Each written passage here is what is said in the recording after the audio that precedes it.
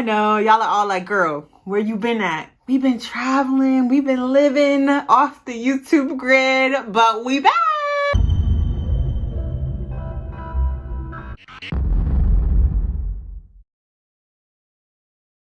Hey beautiful ones, welcome back. It's your girl Jodine, the Hustling Homebody. And if it's your first time here on this channel, I aspire to encourage people to pursue their goals and their visions by equipping them with productivity tools while also encouraging them to create spaces that feel like home and enable them to rest. So on this channel, you will find productivity videos, you'll find travel vlogs, just a mix of a whole bunch of different things. And today's video is a hair video. So if you've been watching me for a while, I've been trying to do updates like every 3 months about how it's going or different things that I've tried. I've been on a journey of like no oils, no butters since March of 2021. I almost said 2020. Look, I was about to say 2022. Look, girl, don't even know what year it is. Anyways, been on a journey since March 2021 and my first video went up then. You can definitely check it out. And I kind of just shared my experience with the salon. So I'm back now to talk about my 6-month update. Now, I know y'all are like, girl, but your hair, we cannot see it. Yes. So I debated whether or not I should tell y'all, like, come and give an update because my hair, you can't actually see it. But I decided I wanted to come back and tell y'all about how it's been going. I wanted to come and chat because y'all, like, I don't know. I think we had a little bit of a roadblock in this journey because I had been debating whether or not I want to return to my natural hair salon. Now, hear me out. Don't click off. We should chat. We about to chat. So, for one, my hair salon that I've been going to is in Waterbury, Connecticut. And I absolutely love the environment. I really appreciate Vontae. But, y'all, it's a hike. So, it takes me about 45 minutes to an hour from where I live to get there. And then, so it's like 45 minutes to an hour to get there. And then often I can't get the styles that I really want because I have to get back home by a certain time. So I can have, for example, I think my hair appointment can last from anywhere from like 3 to 4 hours. Cause I remember the first time I went, I was surprised because when you book it, it has like a time slot, but that's just so she can hold the space in her schedule. So it's not actually the amount of time that it takes. So it takes a while, especially when you go under the dryer. And then you style and all of those things. So it takes a while. So I can spend anywhere from like, let's say my visit is like 3 hours minimum, right? 3 hours. 3-hour visit, 45 minutes to get there, 45 minutes to get back, right? That's an hour and a half driving. And then 3 hours, that's already 4.5 hours of my day. And it's hard because y'all also know I'm a student. So it's usually a particular day that I'm going. And then the last time I tried to bring homework, but it wasn't working. So it's not even like, oh, I can go and like, do my homework at the same time on like a Saturday or go and bring work when I'm working from home, but just like bring it to the salon. Like it's not going to work. So that's reason number one. That I'm really like, oh, how long can we do this for? And can I keep up with these updates? I'm not sure, y'all.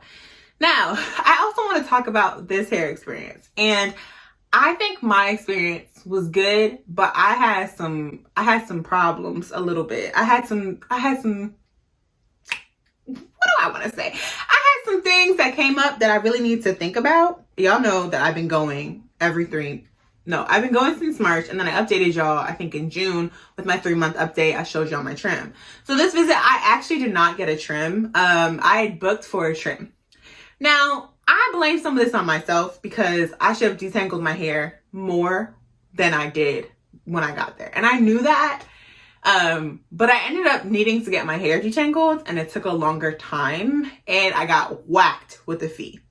So if you're watching this and you want to go, I would say like detangle your hair because the other thing about it too is they tell you on the website like, oh, we will charge you if you don't detangle, which makes sense. They're taking time. Like the person who did my hair, completely understand. She took a while to detangle my hair, but you just don't know how much she's going to choose to charge you. It's not like a flat rate. Like it can go anywhere above X amount.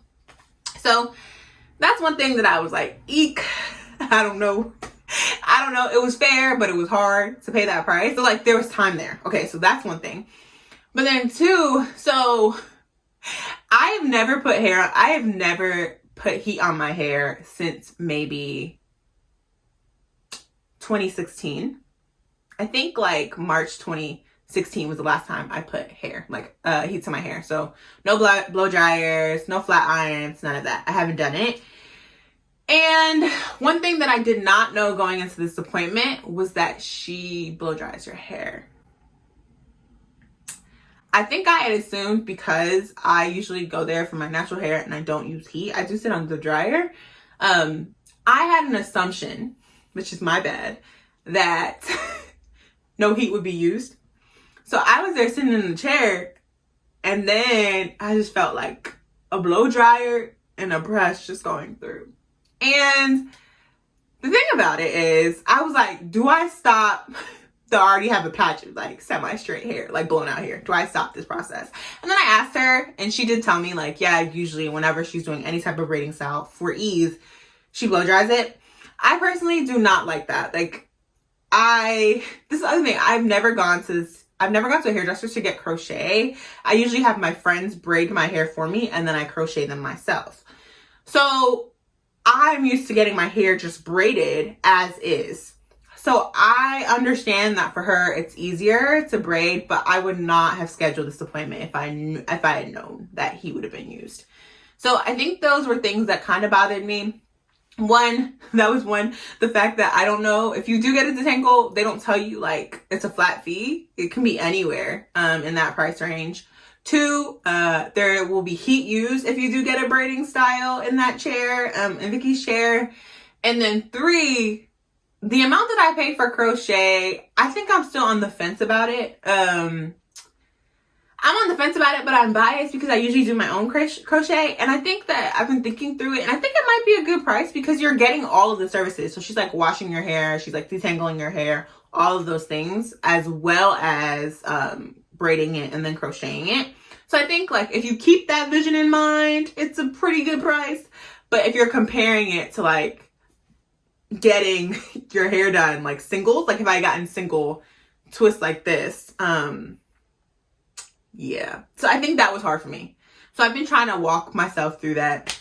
And I could comment below and be like, girl, that's not that bad. Like, tell me what you think if I'm being a little bit unreasonable. But I think it was hard. I think it was a hard moment for me there. So I didn't end up getting a trim because after all of that, she didn't realize that I had asked for a trim like in my appointment. And then I didn't want my hair to be trimmed on blow dried hair. I was like, oh no, like I wear my hair out naturally more than I ever do blow dried or straightened. So if I did want to trim, I would want a trim that was done on my natural hair, and I already had a section of blown out hair. So it was like, unless you can't just trim that section and then keep the rest, or else you'd have been trimming the whole head. So I don't know, y'all. Honestly, I don't know, but I wanted to come back and tell y'all how it's been going, and I think it's been going okay. I will say that another thing that happened in this appointment that I didn't expect is that it was my first time using oil. So as you guys know, I have been doing no oils, no butters, and I've been sticking to that for the most part until this appointment when I used oil. So that was something else that I did not expect in this appointment. But overall, I'm a little disappointed that I did not get to see like the length of my hair, and I'm a little disappointed as well because I now will need to decide if I'm going to go again 3 months from now and get a trim, and then what style I'll get, and then I'll have to figure out when I could find a large enough chunk of time to go.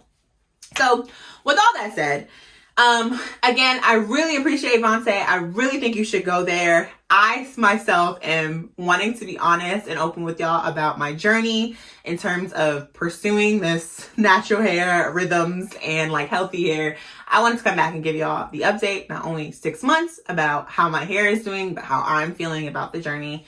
So that's me. That's where I'm at. Feel free to comment below. Ask me any questions. You know, I'm here. I want to hear what y'all have to say. You know, I'm new to this journey. So y'all could probably be like, girl, like, it's okay, you know.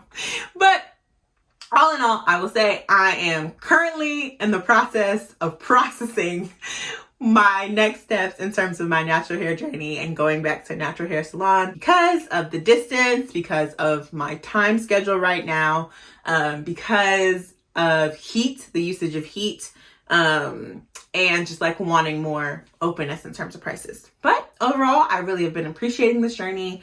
And thank y'all for watching real ones. So of course, make sure you like this video, comment below, drop any questions that you have for me, and I'll see you guys next time. Bye.